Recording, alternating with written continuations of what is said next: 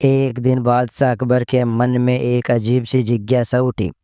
उन्होंने दरबार की ओर देखा और गंभीर स्वर में कहा, मेरे प्यारे दरबारियों, आज मैं तुम सबके सामने 3 सवाल रखता हूँ। इन सवालों का सही और तर्कपूर्ण उत्तर जो देगा, उससे मैं भारी इनाम दूंगा। यह सुनते ही दरबारी उत्सुकता से अकबर की ओर देखने लगे। अकबर ने आगे कहा, पहला सवाल यह है कि ऐसा क्या है जो आज भी है और कल भी रहेगा। दूसरा सवाल, ऐसा क्या है जो आज भी नहीं है और कल भी नहीं होगा। और तीसरा सवाल, ऐसा क्या है जो आज तो है लेकिन कल नहीं होगा। अकबर ने यह सवाल पूरा किया ही था कि दरबारियों के बीच हलचल शुरू हो गई। कुछ लोग सिर झुकाकर सोचने लगे, कुछ एक दूसरे की ओर देखने लगे, मानो उनसे कोई सहायता मिल जाए। लेकिन हर कोई असमंजस में था। सवाल कठिन ही नहीं, बल्कि जीवन के गहरे रहस्यों को छूते हुए प्रतीत हो रहे थे। एक दरबारी खड़ा हुआ और बोला, जहाँपना, शायद पहला सवाल समय के बारे में है। समय आज भी है और कल भी रहेगा। अकबर मुस्कुराए, लेकिन उन्होंने कोई उत्तर नहीं दिया। दूसरा दरबारी बोला, मेरा मानना है कि यह सवाल दौलत और तख्त के बारे में है। आज है, कल भी रहेगा। अकबर ने सिर हिलाते हुए कहा, नहीं, यह सही जवाब नहीं है। दौलत कभी स्थायी नहीं होती। अब दरबार में सन्नाटा गहरा हो गया। सभी के चेहरे पर बेचैनी साफ दिखाई देने लगी। तभी सभा के एक कोने में बैठे बीरबल धीरे से मुस्कुराए। उनकी आंखों में आत्मविश्वास की चमक थी। वे धीरे धीरे उठे और दरबार के बीच में आकर बोले, जहाँपना, आपके सवाल आसान नहीं है, लेकिन असंभव भी नहीं। इनका उत्तर दिया जा सकता है, मगर इसके लिए मुझे आपके साथ शहर का दौरा करना होगा। जब तक आप मेरे साथ लोगों के बीच जाकर उनके व्यवहार को नहीं देखेंगे, तब तक इन सवालों का मतलब साफ नहीं होगा। अकबर ने जिज्ञासा से उसकी ओर देखा और कहा, बीरबल, तुम्हारी बातों में हमेशा कोई न कोई गहरी बात छुपी रहती है। अच्छा, हम तुम्हारे साथ चलने को तैयार हैं, लेकिन लोग हमें पहचान न ले, इसके लिए भेष बदलना होगा। बीरबल मुस्कुराए और बोले, हुजूर, अगर आप सहमत हैं तो हम सूफियों का वेश धर लेते हैं। अकबर ने तुरंत हामी भर दी। कुछ ही देर बाद अकबर और बीरबल सूफी का बाना पहनकर किले से बाहर निकले। सिर पर पगड़ी, कंधे पर जर्जर कपड़ा और हाथ में लकड़ी की छड़ी। दोनों ऐसे लग रहे थे मानो वर्षों से संसार की मोह माया से दूर साधना कर रहे हो। अकबर और बीरबल धीरे धीरे चलते हुए लोगों का निरीक्षण कर रहे थे। उन्हें यह एहसास था कि इन सवालों का जवाब किताबों या तर्क से नहीं मिलेगा, बल्कि जीवन के असली अनुभव से मिलेगा। कुछ ही देर बाद वे एक कपड़े की दुकान पर पहुंचे। दुकान के भीतर एक मोटा तगड़ा दुकानदार अपने ग्राहकों से सौदेबाजी में व्यस्त था। बीरबल आगे बढ़े और दुकानदार से बोले, भाई, हमें बच्चों की पढ़ाई के लिए मदरसा बनाना है। नए काम है, हमें इसके लिए 1000 रुपये चाहिए। क्या तुम मदद करोगे? दुकानदार ने चौंक कर उनकी ओर देखा। पहले तो उसे शक हुआ, लेकिन जब उसने दोनों को सूफी वेश में देखा तो उसकी आंखों में विश्वास की चमक आ गई। उसने तुरंत अपने मुनीम को इशारा किया और कहा, इनके लिए 1000 रुपये निकालो।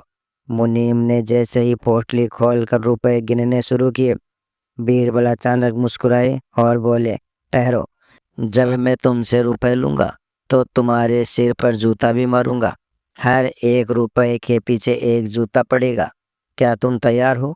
यह सुनते ही दुकानदार का नौकर गुस्से से उबल पड़ा। वह आगे बढ़ा और बोला, ऐसा कैसे हो सकता है? हम तुम्हें रुपए दें और ऊपर से जूते भी खाएं? यह तो सरासर बेइज्जती है। लेकिन दुकानदार ने उसे शांत किया। उसकी आंखों में गंभीरता थी। उसने कहा, अगर यह सचमुच नेक काम के लिए है तो मैं तैयार हूँ, लेकिन मेरी एक शर्त है। तुम्हें यह विश्वास दिलाना होगा कि मेरा पैसा सचमुच मदरसे में खर्च होगा। बीरबल ने उसकी ओर देख कर सिर हिलाया। फिर वह अकबर की ओर मुड़े और बिना कुछ कहे वहां से बाहर निकल आए।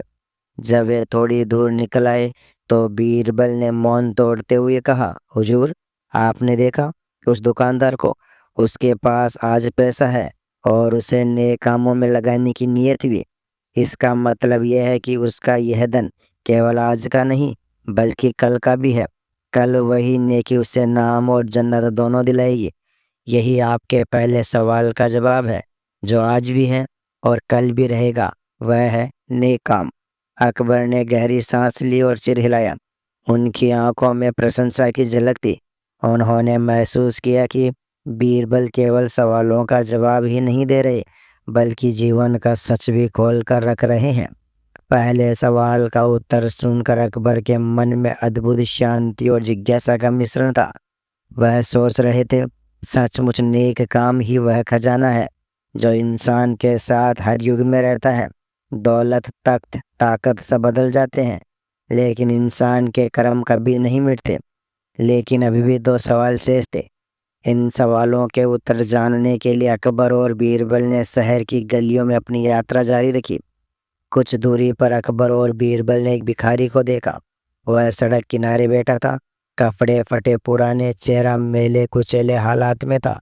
उसके सामने कटोरा रखा था जिसमें राहगीर रोटी, फल और अन्य खाने पीने की चीजें डाल रहे थे। धीरे धीरे उसका कटोरा भर चुका था। तभी एक अमीर आदमी आया।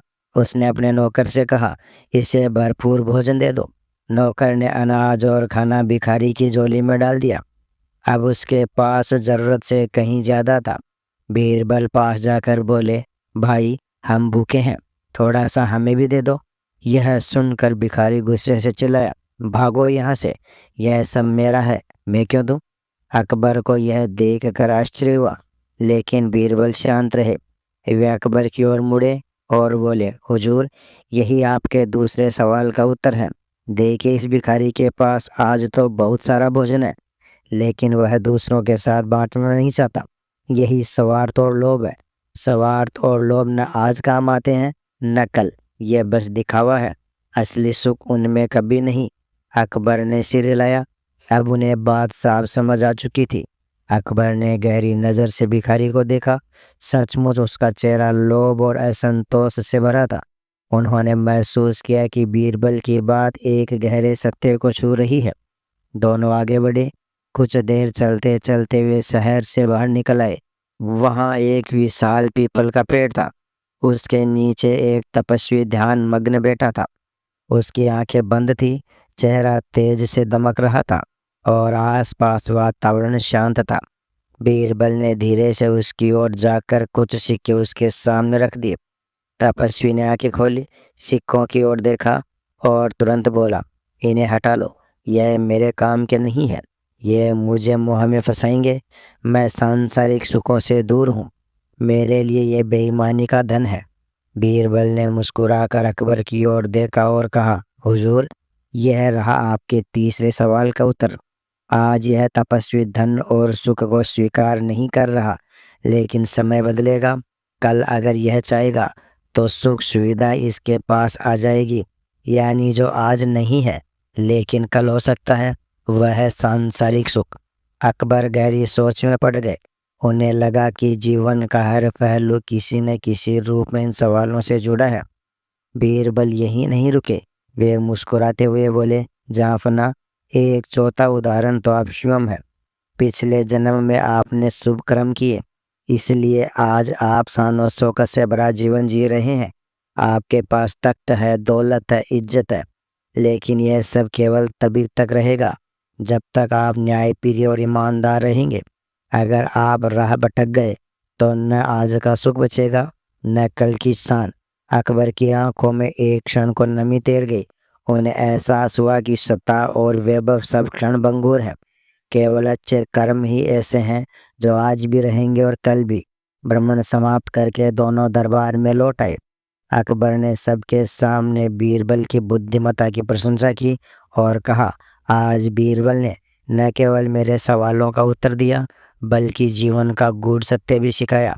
धन, दौलत, पदवी सब क्षणिक है, जो स्थायी है वह है नेक कर्म। स्वार्थ और लोभ न आज काम आते हैं न कल, और सांसारिक सुख आज त्याग दिए जाए तो भी समय आने पर प्राप्त हो सकते हैं। यही जीवन का सच है। सभा तालियों से गूंज उठी। दरबारी बीरबल की ओर श्रद्धा से देखने लगे।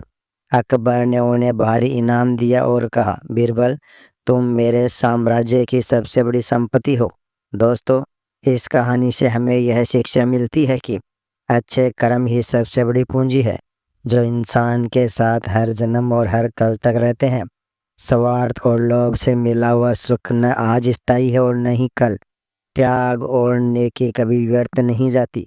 समय आने पर वही सबसे बड़ा सहारा बनती है। अगर आपको यह कहानी अच्छी लगी हो तो इसे लाइक, शेयर और सब्सक्राइब ज़रूर कीजिएगा, ताकि और भी प्रेरणादायी कहानियाँ आप तक समय समय पर पहुँचती रहे। दोस्तों, आपको क्या लगता है, जीवन में सबसे स्थायी चीज़ क्या है? पैसा, इज्जत या अच्छे कर्म? अपना जवाब हमें कमेंट में ज़रूर बताइए।